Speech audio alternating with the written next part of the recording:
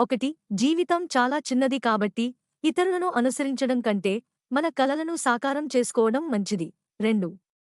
కోపాన్ని విడిచిపెట్టాలి, నవ్వును పంచాలి, అనుభవాన్ని పొందాలి మరియు జ్ఞానాన్ని సేకరించాలి.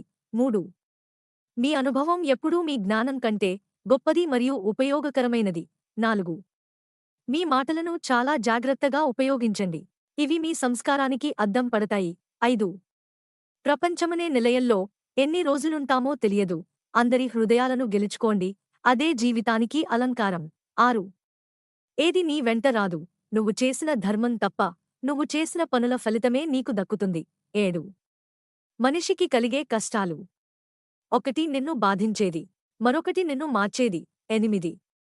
చిన్నదైనా సరే సొంత గుర్తింపు ఉండాలి. పెద్దవారి నీడలో ఉండటం కంటే అది 1,00,000 రెట్లు మేలు. 9. గడిచిన ప్రతిక్షణం ఏదో ఒకటి ఇస్తుంది. అది సంతోషమైనా దుఃఖమైనా కాని అనుభవం మాత్రం కొత్తది. 10. మనిషిలో అహం తగ్గిన రోజు ఆప్యాయత విలువ అర్థమవుతుంది. 11.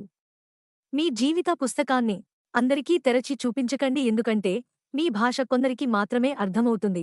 12. జీవితం మనకు ఏ ఒక్కటి నేర్పదు. మనకు ఎదురయ్యే మనుషులు, వాళ్ల ప్రవర్తనల నుండే మనం నేర్చుకోవాలి. 13.